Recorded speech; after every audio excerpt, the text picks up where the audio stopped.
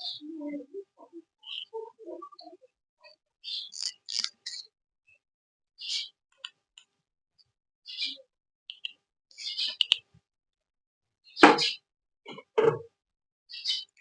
Guys, good morning. आप सभी को मेरा राम राम प्रणाम। देखिए, नाउन के इस लेक्चर में हम आगे बढ़ रहे हैं और जैसा कि आप सभी को पता है, नाउन हमने स्टार्ट किया है। ये कॉम्पिटिटिव एग्जाम के पॉइंट ऑफ व्यू से बहुत इंपॉर्टेंट रहने वाला है।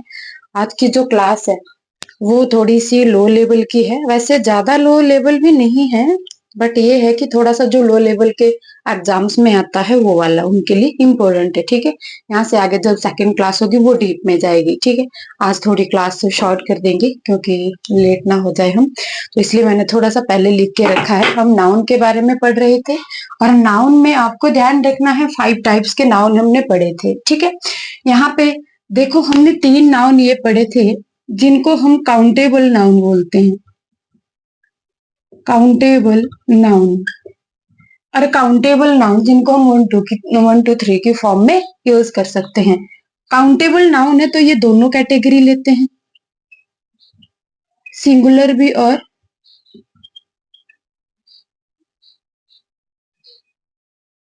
प्लूरल भी। क्लियर है? अगर नाउन आपका सिंगुलर है तो यहाँ पे वर्ब भी कैसी होगी? सिंगुलर होगी। और अगर नाउन आपका प्लूरल है तो वर्ब भी कैसी आएगी? प्लूरल फॉर्म में आएगी वर्ब। याद रखना ये चीज। ठीक है, ठीक है।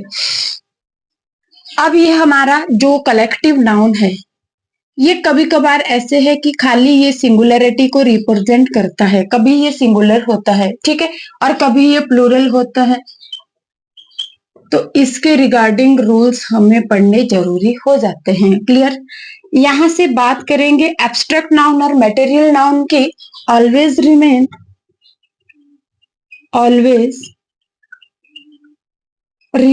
सिंगुलर। क्लियर है? ऑलवेज रिमेन सिंगुलर याद रखना है। अगर ये ऑलवेज सिंगुलर है तो क्या करेंगे? वो यूज्ड। ऑलवेज भी सिंगुलर। देखो आपके पास जब भी कॉम्पिटिटिव एग्जाम में कॉमन एरर आती है, चाहे नाउन के रिगार्डिंग है, प्रोनाउन के रिगार्डिंग है, किसी भी चीज के रिगार्डिंग है, सबसे बड़ा केस होता है कि अगर नाउन सिंगुलर है तो वो भी सिंगुलर आनी चाहिए। ठीक है, पर इसको फाइंड आउट करने में थोड़ी सी देरी लगती है कि कौन से नाउन की कौन सी वर्ब है। ठीक है, वो तो हम थोड़ा आगे पढ़ेंगे, सब्जेक्ट एंड वर्ब एग्रीमेंट में पढ़ेंगे, बट यहाँ पे भी बता देती हूँ कि मैक्सिमम टाइम्स हमारे पास क्या रहती है एरर? वर्ब और नाउन के रिगार्डिंग रहती है। अगर नाउन सिंगुलर है वर्ब सिंगुलर होनी चाहिए। तो फिर दिक्कत क्या अगर इतनी सी एरर रहती है? दिक्कत ये है कि नाउन को पहचानने में बड़ा टाइम लगता है कि नाउन सिंगुलर है कि प्लूरल है। वो आप तभी पढ़ सकते हैं, तभी पहचान सकते हैं जब आपने स्टडी किया हो। क्लियर है? कुछ एक नाउन ऐसे होते हैं जो एस उनके साथ लगा होगा फिर भी वो सिंगुलर रहते हैं। कुछ एक नाउन ऐसे होते हैं जिनके साथ ना तो एस लगा होगा ना ईएस लगा होगा, तो वो फिर अपनी कैटेगरी प्लूरलिटी में काउंट करते हैं, वो प्लूरल बन जाते हैं। कुछ एक नाउन ऐसे होते हैं जो देखने में सिंगुलर होते हैं बट यूज उनका प्लूरल होता है। तो इन्हीं चीजों के कारण हमें ध्यान रखना है। कुछ एक नाउन ऐसे होते हैं जो अपने साथ कुछ भी नहीं लेते हैं, तो कभी कभार क्या होता है उस नाउन के साथ एस ऐड कर देते हैं और एस के साथ वो क्या बन जाते हैं? गलत हो जाता है। हम तो इसलिए करते हैं कि शायद प्लूरल बनेगा, बट वो क्या होता है? गलत बन जाता है। तो यही आपके पास केस रहने वाला है मेन। अब यहां से मैं आपको बताती हूँ कि जो सबसे पहली चीज है आपको वो पता होना चाहिए नाउन का। कभी कभार कैसे आ जाता है क्वेश्चन कि आपके पास कोई वर्ड दिया जाएगा तो उसको क्या बताना है? या तो आपको बोला जाएगा कि इस वर्ड को आपने बताना है नाउन है, प्रोनाउन है, वर्ब है, एडवर्ब है, ठीक है, एडजेक्टिव है कि क्या है। तो आपको ध्यान रखना है नाउन को पहचानने का तरीका बता रही हूँ आपको कि नाउन को आप कैसे पहचानते हैं। ठीक है, सबसे पहले तो आपके पास ये है कि अगर आपके पास कहीं पे नंबर 1 वाला है, आर्टिकल दिया गया, आर्टिकल तो समझते ना, ए एन द, ठीक है, आर्टिकल दिया गया प्लस इसके बाद जो आपके पास वर्ड दिया गया होगा, ठीक है, वर्ड जो दिया गया होगा वो क्या होगा? Is equal to noun. Is equal to noun. कभी कभार ऐसे होता है आर्टिकल के बाद एडजेक्टिव दिया होगा उसके बाद, पर ये कि वो खत्म नहीं होगा। फिर अगर आर्टिकल के बाद एडजेक्टिव दिया गया है तो उसके बाद वाला जो वर्ड है वो नाउन आना कंपल्सरी है। आर्टिकल का यूज हमेशा नाउन के लिए होता है, क्लियर है? तो याद रखना है, अगर आर्टिकल है प्लस उसके बाद कोई वर्ड दिया गया वो नाउन कहलाता है, ठीक है। नेक्स्ट है, अगर आपके पास कोई वर्ड दिया गया है और उसके साथ या तो एस या E S I E S जोड़ दिया गया है और वो प्लूरल बन रहा है, क्या बन रहा है? प्लूरल बन रहा है, तो वो भी क्या होता है? नाउन होता है, क्लियर है? चलो, ये आपको नहीं समझ आया, कोई प्रॉब्लम नहीं। आपको मैं बताती हूँ कि जिनके पीछे कुछ एक क्या लगे होते हैं, सफिक्स। सफिक्स तो जानते हैं ना, जैसे हम इसमें हिंदी में पढ़ते हैं उपसर्ग और प्रत्यय पढ़ते हैं, इसी तरह से इंग्लिश में परफिक्स एंड सुफिक्स होते हैं। तो पीछे के वर्ड जो लगे होते हैं जिनसे हमारा वर्ड चेंज हो जाता है उनको हम क्या बोलते हैं? सुफिक्स बोलते हैं। तो कुछ एक सुफिक्स बताती हूँ आपको, जिनके थ्रू आप पहचान सकते हैं कि ये नाउन है कि वर्ब है कि क्या है, ठीक है? आप बता सकते हो उनके। देखो कुछ एक सुफिक्स, ठीक है, सुफिक्स बताती हूं। That make the word noun. ये ऐसे सुफिक्स है कि जब ये किसी वर्ड के साथ ऐड हो जाते हैं तो ये नाउन की फॉर्मेशन बनाते हैं, नाउन को बनाते हैं। फिर ये एडवर्ब के साथ मिले हो, फिर ये वर्ब के साथ मिले हो, फिर ये एडजेक्टिव के साथ मिले हो, तो आगे जो वर्ड बनता है इनको मिला के वो क्या बन जाता है? ध्यान रखना है, नाउन बन जाता है। कभी आपसे खाली पूछा जाता है, जैसे मान लीजिए आपके पास एक्ट दिया गया है, एक्ट सभी को पता है वर्ब की फॉर्म है। जब आप 3 फॉर्म्स ऑफ वर्ब पढ़ते हैं सबसे पहली फॉर्म होती है एक्ट, वहां पे दी हुई, ठीक है। मान लीजिए आपके पास एक्ट दिया है और क्वेश्चन आता है कि एक्ट को आपने नाउन फॉर्म में लिखना है, कैसे लिखेंगे? जब पता ही नहीं होगा कैसे लिखेंगे, तो एक्ट की अगर नाउन फॉर्म बनानी है तो हम बना देंगे एक्शन। एक्ट की बात करेंगे, एक्ट का मतलब कार्य करना होता है, क्लियर है? कार्य करना, एक्ट का मतलब कार्य करना, और एक्शन क्या होता है? खाली कार्य। और आपको पता है जिनके पीछे नाना लगा होता है वो क्या होता है? वर्ब की फॉर्म होती है, क्लियर है? तो जब वर्ब की फॉर्म से आपको आगे नाउन की फॉर्मेशन करनी हो तो पीछे आप क्या लगाएंगे? क्लियर है? ध्यान रखना है। अब ऐसा ना हो मैंने यहाँ पे TION लगा दिया है तो आप हर वर्ड के पीछे TION लगा रहे हो, घुसेड़ रहे हो, ऐसा नहीं करना है। कुछ एक वर्ड नहीं बनते TION से नाउन फॉर्म, तो इसीलिए आपको सुफिक्स, इसीलिए तो मैं आपको सुफिक्स बता रही हूँ। अब एक्ट का सुफिक्स करेंगे, ION लग गया ना, तो यहाँ पे ये नाउन फॉर्म में आ गया। एक्ट की नाउन फॉर्म क्या होगी? एक्शन, क्लियर है? इस तरह से आपको ध्यान रखना है। मैं आपको बता रही कुछ एक सुफिक्स जो क्या बनाते हैं? नाउन बनाते हैं। यहाँ पे एक तो आपने देख लिया TION, मेंट भी लगता है, किसी में COI होता है, LITY, या आप खाली TY भी कर सकते हैं। LITY सुफिक्स नहीं है और TY है खाली सुफिक्स, ठीक है? ये आपको याद रखना है। कभी आपके पास ANCE दिया होता है, कभी ENCE दिया होता है, जिसके थ्रू आप इसको क्या बनाते हैं? शिप हो गया, ये भी आपका बनाते हैं। मेंट हमने लिख दिया। ये कुछ एक ऐसे सुफिक्स है, जैसे नेस भी होता है बेटा, NESS, नेस भी होता है, ठीक है? लेस भी होता है, लेस, जिसके एंड में ये जुड़ जाते हैं। ये कुछ एक ऐसे सफिक्स है कि जब ये वर्ड के पीछे जुड़ जाते हैं तो वो वाला वर्ड पहले क्या था? डजंट मैटर, बाद में क्या बना है? नाउन बना है, क्लियर है? समझ आया सभी को? ये वाले वर्ड बताती हूँ। जैसे TION से हमने बना दिया, एक्ट से हमने क्या बना दिया? एक्शन बना दिया, तो क्या बन गया? वर्ड बन गया, ठीक है? जैसे हम लिखते एक्यूरेट, एक्यूरेट, और यहां से जो एक्यूरेट है सही करना, वर्ब की फॉर्म हो गया। इसका अगर हमें नाउन फॉर्म बनाना है, क्या लिखेंगे? एक्यूरेसी बना देंगे। CY लग गया ना, क्या बन गया? नाउन बन गया, ठीक है? इसी तरह से मान लीजिए आपके पास लिखा हुआ दिया गया है मोमेंट। पहचान लेंगे कि मोमेंट क्या है। नाउन है, प्रोनाउन है, वर्ब है, एडजेक्टिव है, एडवर्ब है, कंजक्शन है, इंटरजेक्शन है, क्या है? क्या आपको पहले पता था? नहीं छाट पाते। यहाँ पे मेंट दिख रहा है ना, अगर लास्ट में मेंट लगा है तो क्या है? नाउन है। ठीक है, जैसे आप लिखेंगे BRIGHT, बताओ बेटा ब्राइट क्या है? सभी को पता है ना, ब्राइट एडजेक्टिव है। अब आपको बोला जाता है ब्राइट से आपने नाउन फॉर्म बनानी है, ब्राइट की नाउन फॉर्म क्या होगी?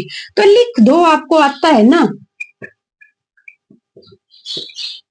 बन गया ब्राइटनेस। क्लियर है? याद रखना है, इस तरह से आपके पास ये बनते हैं। जैसे हम लिखेंगे ब्यूटीफुल, क्या ब्यूटीफुल? एडजेक्टिव। और यहां से अगर इसकी नाउन फॉर्म बनानी है तो ये आपकी ब्यूटी बन गई, नाउन फॉर्म में आ गया। क्लियर है ना? समझ आ रहा है ना सभी को? इस तरह से आपको याद रखना है कि किस कैसे हम आगे से आगे चेंज कर सकते हैं। ठीक है, शीप की बात करते हैं। रिलेशन क्या है? रिलेशन का मतलब संबंध बनाना, संबंध बनाना। नाना आ रहा है वर्ब की फॉर्म में, मैं बता रही हूँ इसको आपने क्या करना है, नाउन फॉर्म में कन्वर्ट करना है। कर देंगे ना? करो जरा इसको नाउन फॉर्म में कन्वर्ट करके मुझे बताना है क्या होगा। आपके पास है फ्रेंड, फ्रेंड, इसका मुझे आगे आपने नाउन फॉर्म, वैसे तो ये भी नाउन है बट आगे मुझे आपको इसका कौन सा नाउन बताना है, एब्स्ट्रैक्ट नाउन बना के बताना है। क्लियर है? इस तरह से ये आपके क्या हो जाते हैं। ऑडियंस लिखेंगे, ऑडियंस ANCE आ रहा है, क्या है वो? नाउन फॉर्म में है। क्लियर है? समझ आया सभी को? इतना सा आपको ध्यान रखना है कि किस तरह से आप आगे नाउन फॉर्म में बनाते हैं। ठीक है, आपके लिए होमवर्क यहाँ पे बोर्ड विजिबल होगा। होमवर्क बता रही हूँ इनकी, आपने मुझे नाउन फॉर्म बतानी है। क्या बताना है? ABLE। एक तो आपको मुझे एबल का बताना है,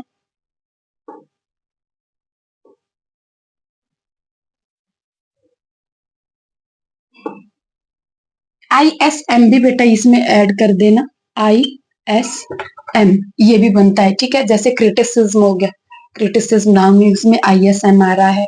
ठीक है, और जैसा मार्क्सिज्म हो गया, ये भी आपका किस में आता है? नाउन फॉर्म में आता है। क्लियर है?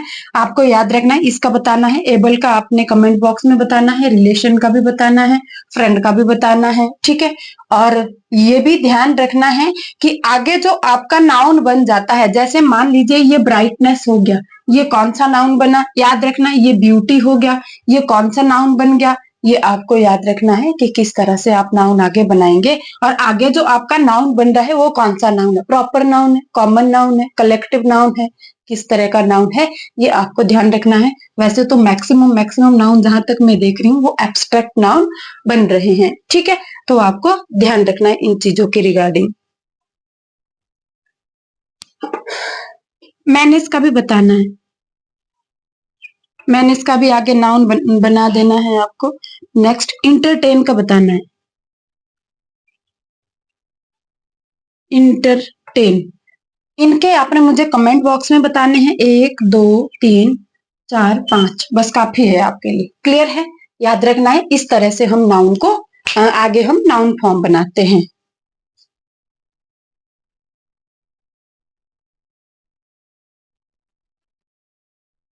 चलो अब आगे देखो, ये मैंने आपको सिखा दिया कि किस तरह से आप आगे वर्ड को नाउन फॉर्म में ले आते हैं, और वो किसके थ्रू बनते हैं? ध्यान रखना है, वो बनते हैं सफिक्स के थ्रू। जितने भी सफिक्स हैं उनको यूज करने के बाद जब वो वर्ड के एंड में जुड़ जाते हैं तो क्या बनते हैं? नाउन बन जाते हैं। ठीक है, अब आप नेक्स्ट स्टेप जो है, ये मोस्ट एंड मोस्ट इंपोर्टेंट है। ठीक है, ज्यादा लो मत समझे इसको, ये बड़ा इंपोर्टेंट पॉइंट है। ठीक है, हम लिखेंगे रूल्स, बेटा ये rules related to collective noun. अब खाली अगर हम कलेक्टिव नाउन की बात करते हैं तो कलेक्टिव नाउन ऑलवेज सिंगुलरिटी को रिप्रेजेंट करता है। ठीक है, डिनोट करता है। अब कलेक्टिव नाउन किसको करता है? सिंगुलरिटी को। पर इसके टू पार्ट्स है। टू पार्ट्स कौन कौन से हैं? ये टूट जाता है। किसमें टूट जाता है? कभी कभार जो कलेक्शन है ना आपकी, वो क्या है? टूट जाती है। तो जब कलेक्शन टूट गई, क्या तब भी वो कलेक्टिव नाउन रहा? तब तो हम उसको कलेक्टिव नाउन नहीं कहेंगे। मान लीजिए यहाँ पे मैं अभी क्लास दे रही हूँ पढ़ा रही हूँ, सामने मेरे स्टूडेंट्स बैठे हैं, तो अभी तो वो स्टूडेंट्स है, जब वो अपने घर को चले जाएंगे तब भी क्या वो क्लास रहेगी? तब तो नहीं रहेगी ना क्लास। है तब तो क्लास क्या हो जाएगी? टूट जाएगी, डिवीजन हो जाएगा, बिखर जाएगा। तो जब वो क्लास टूट जाती है, तो तब हम उसको कलेक्टिव नाउन नहीं कहते हैं, तब हम उसको प्लूरलिटी में काउंट करते हैं। तो ये वाला आपको ध्यान रखना है कि कलेक्टिव नाउन अगर कलेक्शन की तरह यूज हो रहा है तो सिंगुलरिटी को रिप्रेजेंट करता है। और कलेक्टिव नाउन में जब किसी प्रकार का डिवीजन आ जाता है, जब कलेक्शन टूट जाती है, तो वो कलेक्टिव नाउन ना रह के फिर वो प्लूरलिटी को काउंट करते हैं, फिर वो किसमें? प्लूरलिटी में बढ़ जाते हैं। क्लियर है? ध्यान रखना इन चीजों को। लिखते हैं इसके रिगार्डिंग रूल्स, ठीक है। कलेक्टिव नाउन, एक रूल है आपके पास, when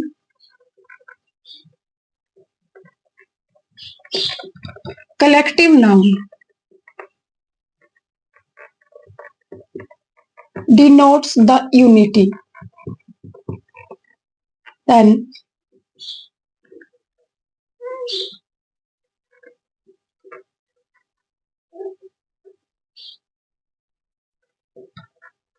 singular verb will be used. But when there is a division,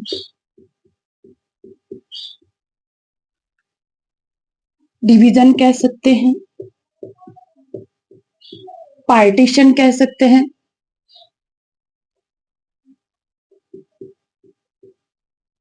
in the collection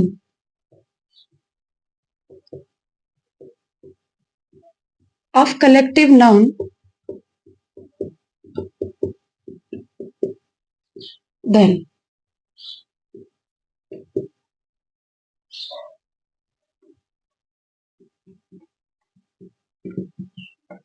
collective noun denotes the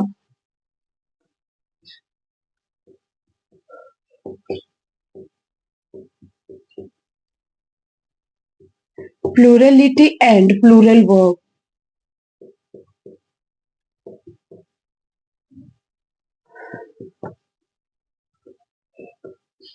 will be used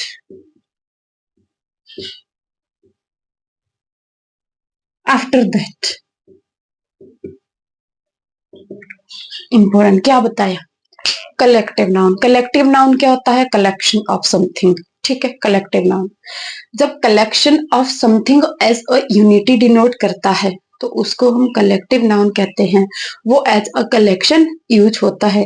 जब एज अ कलेक्शन कोई वर्ड यूज हो रहा है, ठीक है, कलेक्टिवली यूज हो रहा है, तो वहां पे हम कलेक्टिव नाउन के साथ सिंगुलर वर्ब का यूज करते हैं। किसका? सिंगुलर वर्ब का यूज करते हैं।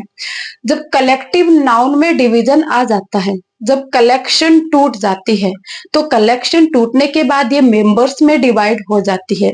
जब मेंबर्स में डिवाइड हो जाती है, तो ये प्लूरलिटी को डिनोट करती है। क्लियर है कि नहीं? क्लियर, ठीक है। अब जैसे हम इसके रिगार्डिंग एक दो एग्जांपल लेते हैं। हम लेंगे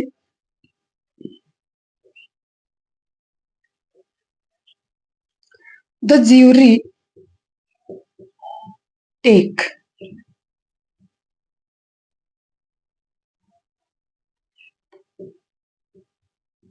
his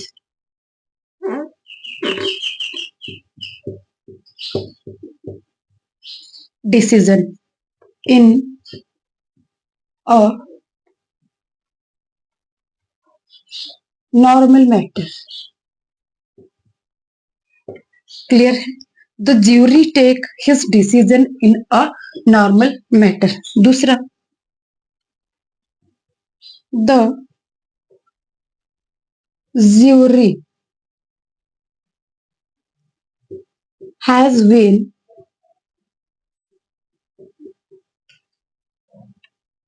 divided in his opinion।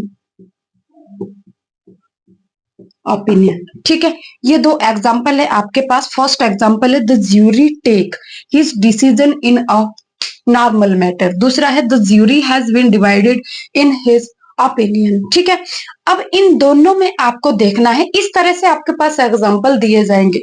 और कॉमन एरर में अगर है तो इसमें बीच बीच में क्या डाला जाएगा, स्लैश डाल के, और लास्ट में लिखा जाएगा नो एरर। इधर नीचे भी सेम होगा और आपको बताना है एरर आपके किस पार्ट में है। क्लियर है?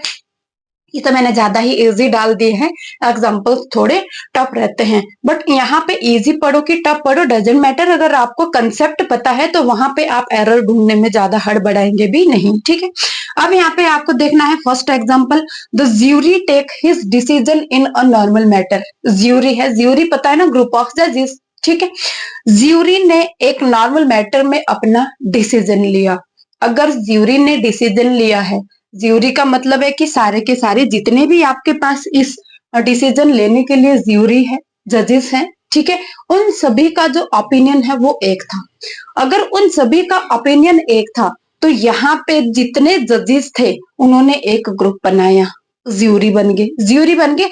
और कलेक्टिवली ज्यूरी जितने भी थे 12 जजेस थे, ठीक है, जितने भी थे उनका जो डिसीजन है वो सेम था। अगर मैंने बोला ये मैटर गलत है तो दूसरे ने भी बोला गलत है, हाँ तीसरे ने भी बोला गलत है।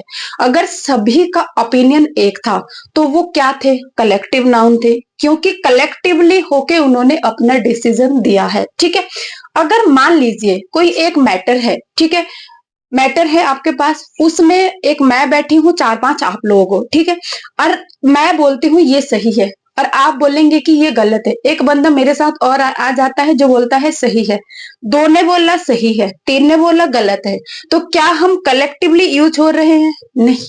क्यों? क्योंकि हम सभी के विचारों में कहीं ना कहीं डिवीजन आ रहा है, एक साइड से सही है, एक साइड से गलत हो रहा है। ठीक है, तो जब हम सभी के बीच में कोई बीच में डिवीजन आ जाता है, पार्टीशन आ जाता है, तो वहां पे हम कलेक्टिवली नहीं रहते। तो क्या बोलेंगे हम बोलेंगे 2 जजेस ने अच्छा फैसला दिया था और 3 जजेस बोल रहे थे कि गलत है। अगर 2 और 3 का डिवीजन हो चुका है तो यहाँ पे फिर आपकी ज्यूरी जरा भी नहीं रही, उनमें डिवीजन हो गया है और वो जजेस में डिवाइड हो गए हैं।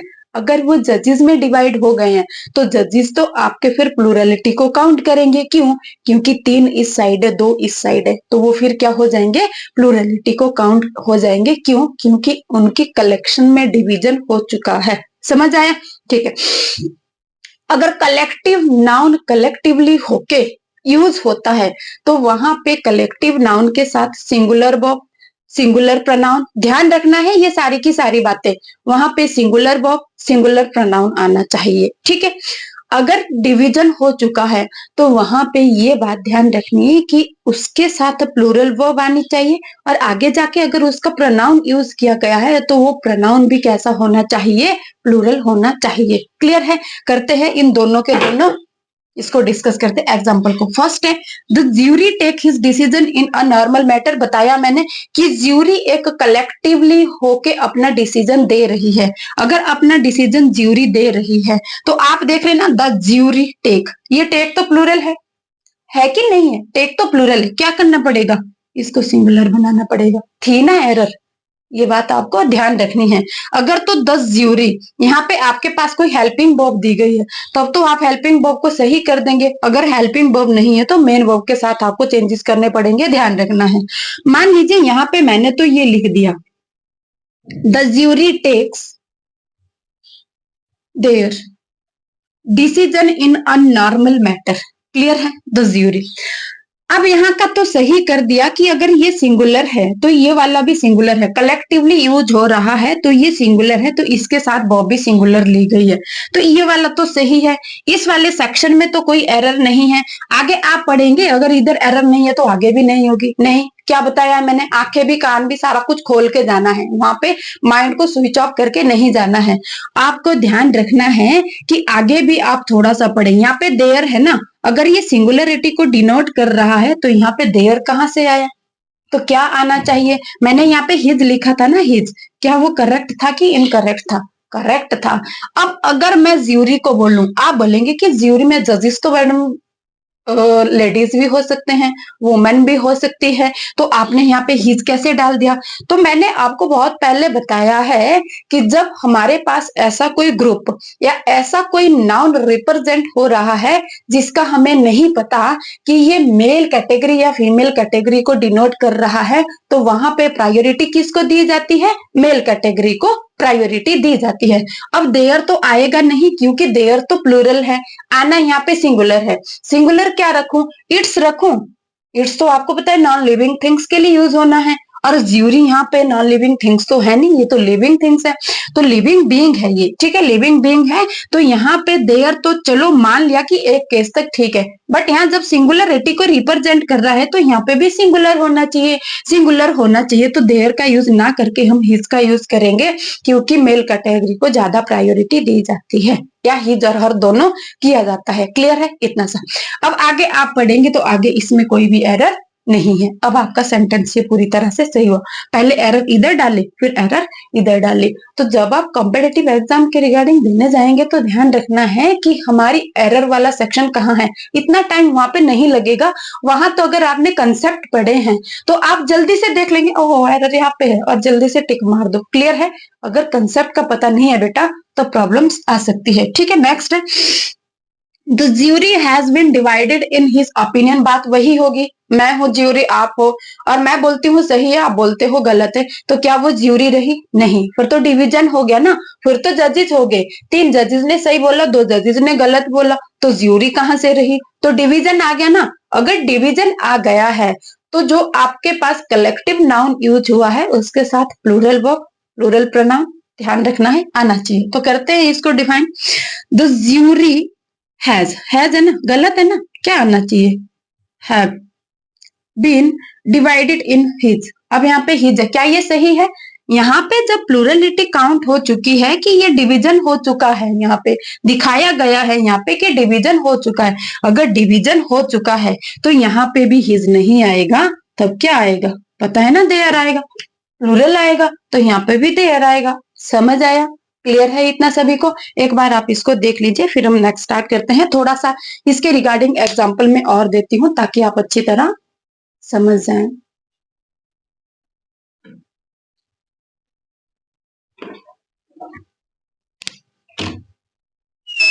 देखिए बंदर सा क्या हराम।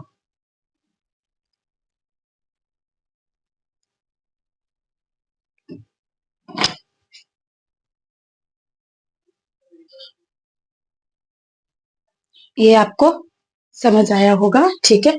अब नेक्स्ट में इसी के रिगार्डिंग थोड़े से आपको क्या है एग्जाम्पल दूंगी, और एग्जाम्पल दूंगी, कोशिश करनी है कि पहले आप खुद सॉल्व कर लो, कुछ एक मैं आपके लिए छोड़ दूंगी।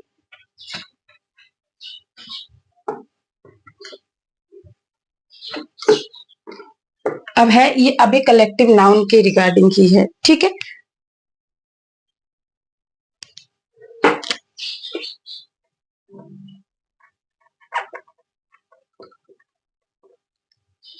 The staff member,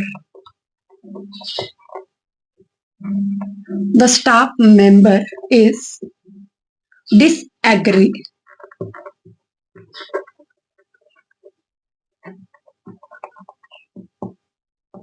on the proposal।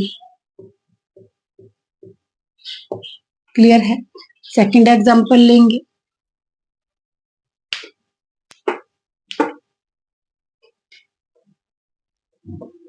The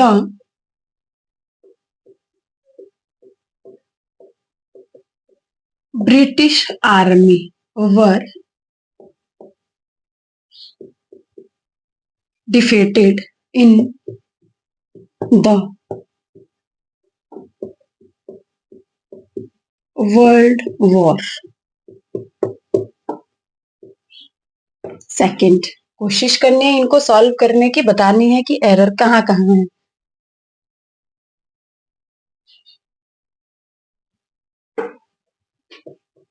the club meet every Monday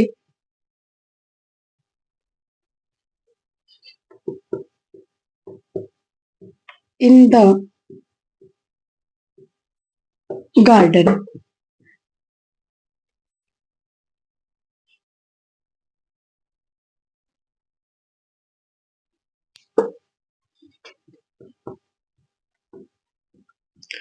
the pod of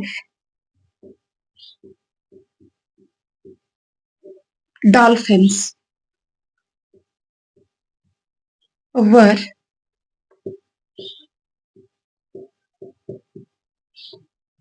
arrived to the ship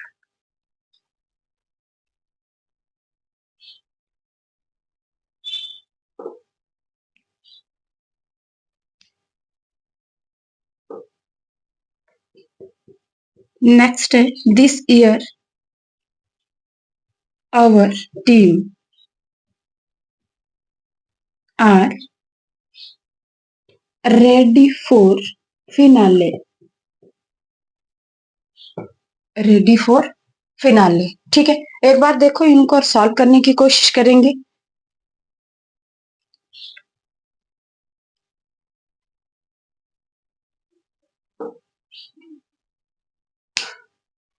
clear है? आपको वीडियो को पॉज करना है, मेरे पास इतना टाइम नहीं है कि आपको दे सकूं। ठीक है, तो आपको पहले पॉज करना है, उसके बाद आंसर देने की कोशिश करनी, फिर आगे बढ़ना है। ठीक है। फर्स्ट है the staff member is disagree on the proposal. अब यहाँ पे देखना है the staff member is disagree on the proposal. कोई प्रपोजल है, स्टाफ बैठा है अंदर सारा का सारा, प्रिंसिपल समेत स्टाफ बैठा है। प्रिंसिपल ने कोई प्रपोजल रखा है।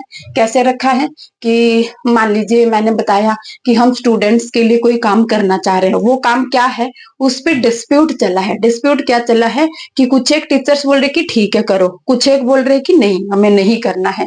तो क्या वो स्टाफ रहा? स्टाफ क्या है? कलेक्टिव नाउन है। पता है हमें कि स्टाफ कलेक्टिव नाउन है। आगे देखना है कि स्टाफ जो है क्या वो स्टाफ की तरह ही कार्य कर रहा है या आगे कहीं पे कोई डिवीजन तो नहीं है। तो यहाँ पे देखो the staff member is disagree on the proposal. अगर डिसएग्री है तब तो उसमें डिवीजन है। आधे यस बोल रहे हैं, आधे नो बोल रहे हैं, तब तो वो स्टाफ नहीं रहा, तब तो वो टीचर्स में कन्वर्ट हो चुका है। या बाकी जो भी है स्टाफ जिसके भी है, ऑफिशियल्स जितने भी हैं, तब वो स्टाफ नहीं रहा, तब वो ऑफिशियल्स में क्या हो गया है, डिवाइड हो गया है। तो आपको यहाँ पे ध्यान रखना है कि अगर डिवीजन आ गया है तो डिवीजन आने पे नाउन आपका कैसा हो जाएगा, कलेक्शन टूट जाएगी, तो ये प्लूरलिटी को काउंट करेगी। देखना है कि सही है कि नहीं।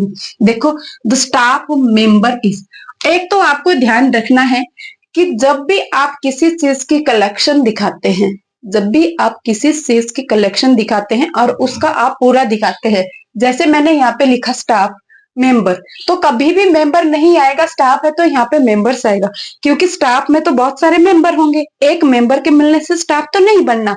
तो आपको ध्यान रखना है कि कलेक्टिव नाउन अगर वो अपनी कलेक्शन दिखा रहा है कि किस नाउन की कलेक्शन है, तो जब वो नाउन डिनोट होता है तो बेटा वो क्या हो जाता है, प्लूरल हो जाता है। जैसे स्टाफ मेंबर्स, ठीक है, हम बोलेंगे क्लास ऑफ स्टूडेंट नहीं स्टूडेंट्स। समझ में आया? ठीक है, आपको याद रखना है कि नाउन कैसा हो जाएगा, प्लूरल हो जाएगा, ये भी इंपॉर्टेंट पॉइंट है। अब यहाँ पे डिसएग्री हो गए हैं, डिवीजन हो गए, तो क्या इज आपका सही है? नहीं, क्या आएगी, प्लूरल फॉर्म आएगी। कैसे करेंगे, आर।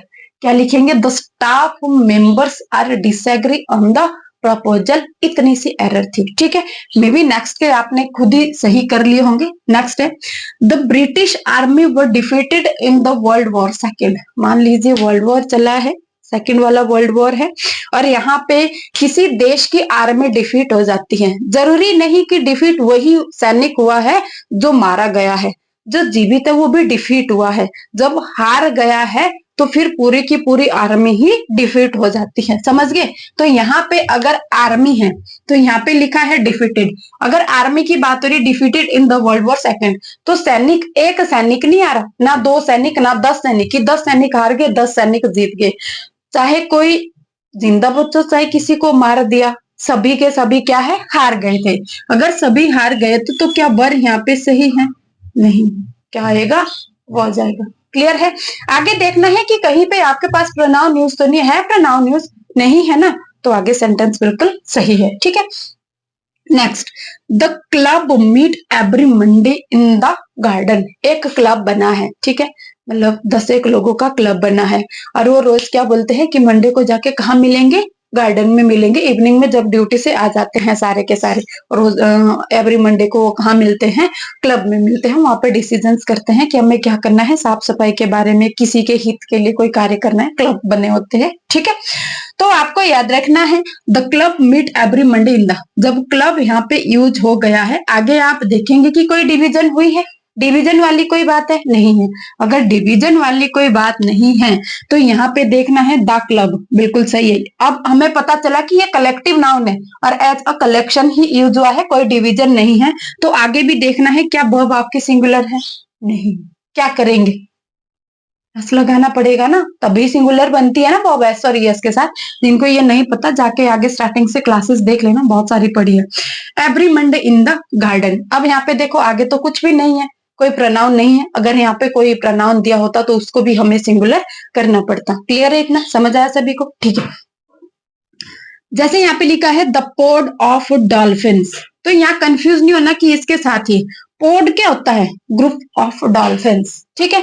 तो जब यहाँ पे लिखा गया है पोड ऑफ, तो डॉल्फिन नहीं आएगा, डॉल्फिन्स ही आता है। क्लियर है, इसमें आप कंफ्यूज नहीं होना है। ये 2 एग्जाम्पल आपके पास दिए गए हैं, मैं इसमें एरर डाल देती हूँ और आपको बताना है कि एरर कौन से वाले पार्ट में है, ठीक है।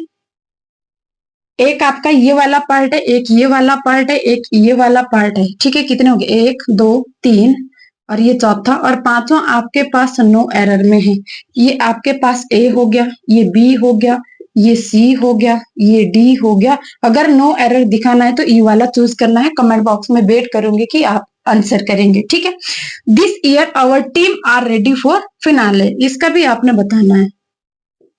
फिनाले नो एरर लास्ट में आपको देना है। इसका भी यही है, ये ए पार्ट है, ये बी है, ये सी है और ये वाला आपके पास डी और एक नो एरर वाला पार्ट ई वाला रह जाता है, ठीक है। आपको ध्यान रखना है कि एरर कौन से वाले पार्ट में है, ये आपने मुझे बताना है। ये था आपका कलेक्टिव नाउन के regarding most and most important rule है आपका ये। एक रूल आपको नेक्स्ट कराती हूँ, पहले टाइम देखने दो। चलो, हो सकता है करवा दो मैं थोड़ा सा, अगर नहीं समझ आए तो बता देना कमेंट बॉक्स में कि समझ नहीं आया था, तो नेक्स्ट वीडियो में मैं इसको शेयर कर दूंगी। बट इस वाले रूल को आप कभी भूलेंगे नहीं, मोस्ट इंपोर्टेंट है, बता रही मैं आपको। एग्जाम्स में आपसे पक्का पूछा जाएगा और फिर हड़बड़ाना नहीं है वहां पे। फिर दुख भी बहुत होता है कि जो बच्चों को पढ़ाया है उसी में से आया और आपने गलत कर दिया, तब तो बेटा बहुत दुख होता है, ठीक है। अब नेक्स्ट वाला जो हम करेंगे वो आपके पास रहेगा द प्लस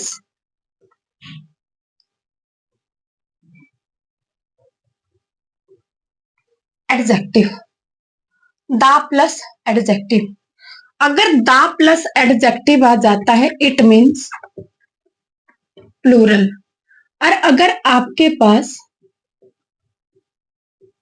ये बहुत इंपॉर्टेंट है, याद रखना है, ठीक है, बहुत से भी बहुत ज्यादा है, याद रखना है इसको।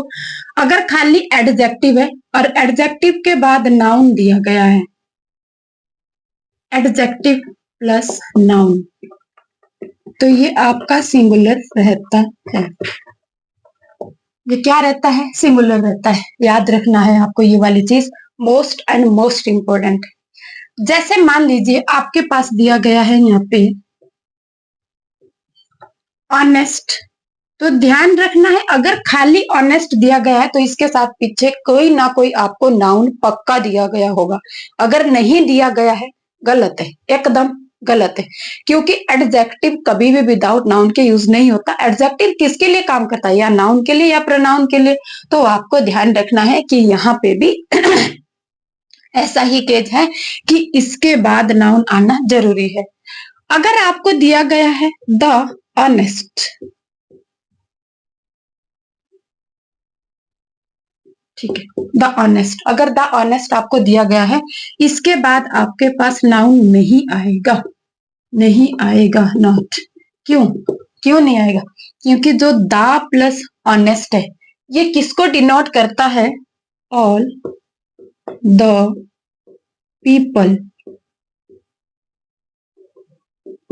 that are honest। समझ आ रहा है कि नहीं? अगर एडजेक्टिव के पहले दा लग जाता है तो वो वाला एडजेक्टिव प्लूरल बन जाता है। क्लियर? क्लियर। अगर एडजेक्टिव के पहले कुछ भी आर्टिकल नहीं लगा हो, अगर ए लगा है तो उसका हम कुछ भी नहीं कह सकते। ए नहीं, मैं दा की बात कर रही हूं सिर्फ। तो वो वाला एडजेक्टिव आपका सिंगुलर रह जाता है। उस वाले एडजेक्टिव के बाद नाउन का आना जरूरी है। अगर नाउन नहीं है तो एडजेक्टिव का एग्जिस्टेंस खुद ही खत्म हो जाता है, वो वाला सेंटेंस गलत हो जाता है। समझ में आया? ठीक है, ध्यान रखना है। अब इतना मैंने आपको बता दिया और आगे मैं आपको बताती हूँ एग्जाम्पल के थ्रू। आपको ध्यान रखना है कि मैंने क्या बताया था। समझ गए? एक एग्जाम्पल आपके पास है, मैंने दिया honest man was sitting on the road, और दूसरा है the honest man was rewarded by the society। समझ आ रहा है कि नहीं? अब यहाँ पे देखना है, आपके पास यूज हुआ है ऑनेस्ट। इसके पहले तो कुछ भी नहीं है ना, नहीं है ना दादू, कुछ भी नहीं। अरे इसके बाद आपके पास नाउन आया है। हाँ, नाउन तो आया है, ठीक है। ये जो इसके बाद नाउन आया है, अगर यहाँ पे खाली ऑनेस्ट लिखा है तो ये प्लूरल है। प्लूरल दिख रहा है तो गलत है। क्या होना चाहिए? सिंगुलर। ये होना चाहिए। क्लियर है? इसके साथ वर्ब सिंगुलर लगी है, बिल्कुल करेक्ट है, क्योंकि ये सिंगुलर है। कहां से देखा? बाकी तो जो एडजेक्टिव है वो सिंगुलर। कभी एडजेक्टिव सिंगुलर प्लूरल बनते हैं? कभी नहीं बनते। ये बात आपको ध्यान रखनी है, ठीक है। कभी भी एडजेक्टिव जो है वो सिंगुलर या प्लूरल नहीं बनते हैं, ये सिंगुलर ही रहते हैं। समझ में आया? ये जो सिंगुलरिटी प्लूरलिटी इसकी काउंट होती है वो इससे होती है, नाउन से होती है, जो हम आगे नाउन यूज करते हैं।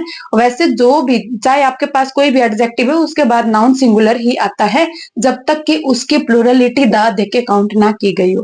क्लियर है? क्लियर। अब ऑनेस्ट मैन यहाँ पे सही कर दिया, वॉज है बिल्कुल सही है, क्योंकि ये सिंगुलर है, ये भी सिंगुलर आएगा। Sitting on the road example आपका बिल्कुल करेक्ट है। दूसरा है the honest man was rewarded by the society. क्या ये वाला सही है? गलत। क्यों गलत है? बताया ना, जब आपके पास दा लग जाएगा किसके पहले, किसी भी एडजेक्टिव के पहले, तो वो क्या बन जाता है? यहाँ पे the honest man, honest man एक आदमी से मतलब नहीं है। सबसे पहले बात यहाँ से ये वाला बंदा उड़ेगा। क्यों? क्योंकि ये टोटल जो है ना, टोटल ये काउंट कर रहा है ऑल द ऑनेस्ट पीपल। अब इस धरती दुनिया में जितने भी ऑनेस्ट पीपल है उनकी बात हो रही है।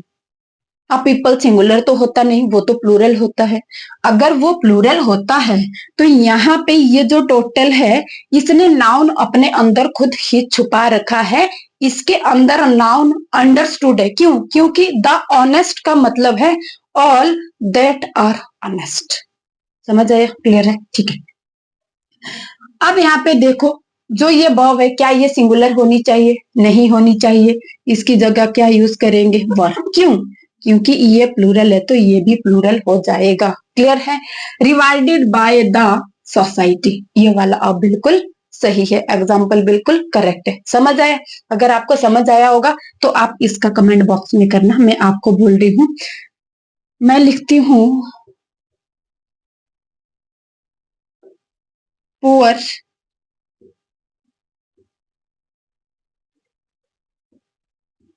मैन वर